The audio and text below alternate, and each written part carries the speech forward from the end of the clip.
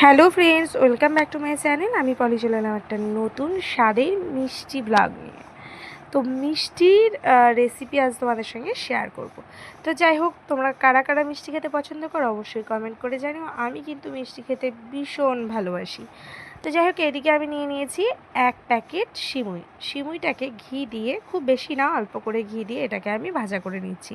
প্রথমেই দুঃখিত, কারণ একদম শুরু থেকে ভিডিওটা দেখাতে পারিনি বলে।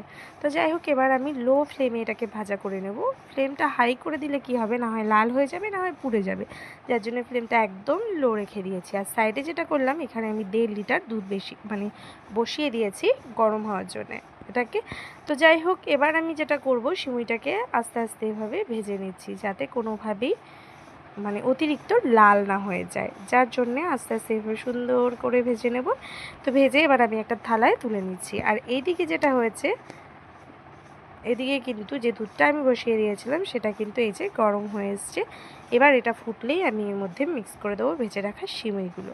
তো অনেকে হচ্ছে সিমুই, কাজু, কিশমিশ এসব তোমরা অ্যাড করো। আজকে আমি এটা করব না, কারণ আমাদের বাড়িতে এই ব্যাপারটা কেউ খুব একটা পছন্দ করে না, তবু কখনো কখনো আমি দিয়ে থাকি।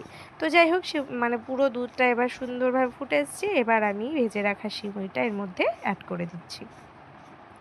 আর এই রান্নাটা করতে কিন্তু একদমই সময় লাগে না। তোমরা যদি মনে করো যে কেউ বাড়িতে এসছে, তাকে কি খেতে দেবো, চটজলদি ঘরে যদি সিমুই থাকে, একদম খুব সহজেই সিমুই আর দুধটা থাকলেই হবে ঘরে। তো যাই হোক, তারপরে কিন্তু এটাকে এই যে ভালো করে দিয়ে আমি একটু মিক্স করে দেবো, তা না হলে কিন্তু সব জমাট বেঁধে একদম বিচ্ছিরি হয়ে যাবে, যেটা ভালো লাগবে না। তো দেখো, পুরো একটাও কিন্তু আমার জমাট বাঁধেনি, সুন্দরভাবে সিমুইগুলো কোনোটা কারো গায়ের সঙ্গে আর কি লেগে নেই, সব ছাড়া ছাড়া হয়ে আছে। তো এইভাবেই কিন্তু আমাদের বাড়িতে সিমুই বলো, পায়েস বলো করা হয়। কারণ আমাদের বাড়িতে ওই কাজু কিশমিশটা, যেটা আগের দিনে মানুষ আর কি দিত না, সেটাই কিন্তু ওনারা পছন্দ করে। তো তারপরে আমি যেটা করলাম, এখানে আজকে আমি কোনোভাবে এলাচ কিচ্ছু দিইনি, শুধুমাত্র সিমুই আর দুধটাকে আমি ভালো করে এইভাবে জাল দিয়ে নিচ্ছি। দেখতেই পাচ্ছ কতটা দুধ রয়েছে। আর আমি সব থেকে বড় কথা হচ্ছে, আমাদের তো বাড়িতে নিজস্ব গরু নেই, যার কারণে ওদের ঘষেদের কাছ থেকে নিতে হয়। তাই ওই ঘষেদের থেকে নেওয়া দুধে কোনো দিনই আমি জল মিশাই না, কারণ হচ্ছে ওরা এমনিতেই জল মিশিয়ে দেয়। তো যাই হোক, তারপরে দেখো কি সুন্দর খিরখির ভাব হয়ে এসছে। এবার আমি এর মধ্যে অ্যাড করে দেবো আমাদের বাড়ি থেকে আগে থেকেই ফ্রিজে রাখা ছিল নলিন গুড়। তো নলিন গুড়ের এই যে সেই গুড়টা আমি এবার এখানে দিয়ে দেব। এটাই তো হচ্ছে পায়েসের আসল রহস্য বা আসল রেমেডি। কারণ আমি যে কোনো পায়েসেই হচ্ছে, চালের পায়েস যদি বলো, যদি নলিন গুড় দিয়ে করে, আমি সেটাকে খুব ভালোবাসি খেতে।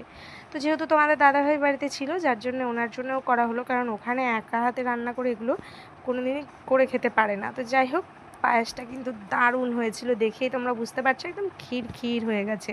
তো তোমাদের কেমন লাগলো অবশ্যই জানিও কমেন্ট করে। আর যারা সবসময় আমার ভিডিও দেখে আমায় সাপোর্ট করছো, তোমাদের অনেক অনেক ধন্যবাদ। যারা নতুন দেখছো, যদি কিছু ভালো লাগে পাশে থেকো বন্ধুরা।